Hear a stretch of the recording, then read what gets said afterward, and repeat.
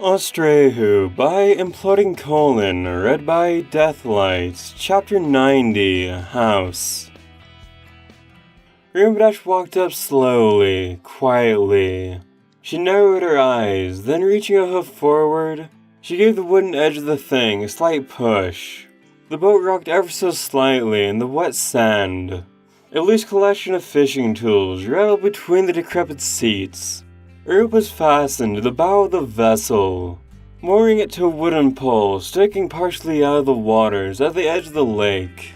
Among several cattails and fronds, a decaying piece of fish netting was tangled. Rainbow Dash couldn't guess how old the boat was, or how long it had been abandoned. She was immensely curious as to why a single piece of civilization was stuck in the middle of so much nothingness. Taking a deep breath, she hovered up and craned her neck to look around. The sun was setting across the marshlands. The edge of the giant lake was to the south, glittering with golden rays. Silently, Rainbow scanned the nearby horizons for signs of other, living ponies. She saw the shadow of something to the north, just beyond the furthest reach of the lake's edge. She cruised lightly over the rolling hills that lined the coast. Then, after a rise of earth, she saw it. A two-story wooden lake house with part of its roof caved in. Was this abandoned too? Rainbow touched down on a decrepit pillar lining the south end of the house. Her oars made echoing sounds as she strolled over the rotting planks. She saw another boat, this time upside down and overran with grass and weeds. There was also a clapped shovel wagon and several overturned crates full of rusted tools. If she lost her incentive to call out loud for other ponies to hear, her resolve entirely disappeared as soon as she stepped through the back door of the house. The place was empty, overrun with dust and cobwebs. Every time her hoofs touched the floor, mounds of dust and sediment would rise and fall.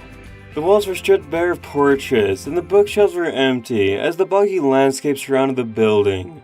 Rainbow Dash, as always, felt the need to explore. But she didn't take her time. Instead, she bolted immediately towards the opposite end of the house and found the kitchen. Her stomach was growling halfway through the act of searching the pantry. Any box or container she found was full of dust and insect remains. She sighed and felt her stomach growl again. With a nervous shuffle, she gazed out the shattered window of the room towards where she had seen a boat full of fishing equipment. The Pegasus shuddered. She wandered through the house in a guilty slump, grinding a hoof through her mane. She wasn't starving. She was hungry, yes, but she wasn't desperate. There was no need to resort to becoming something base and brutish. Wintergates ate meat, and that was okay for them.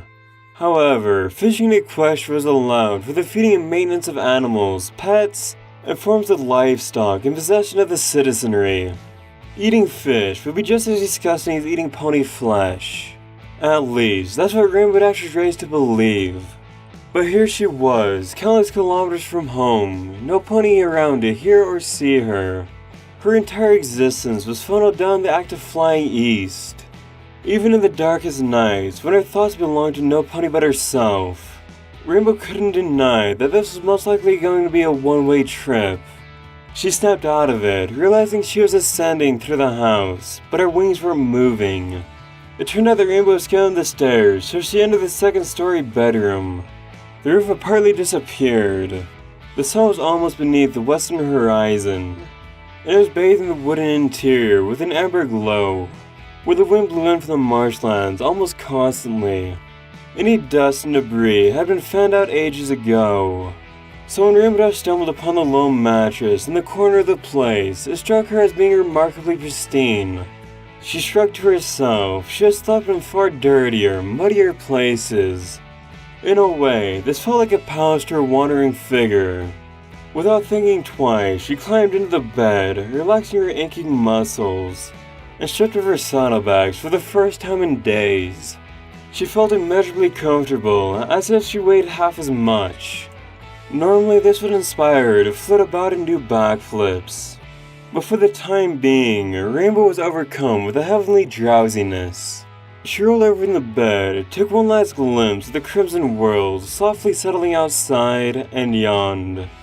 Curling her legs to her chest, she went into a fetal position and descended into the embrace of sleep.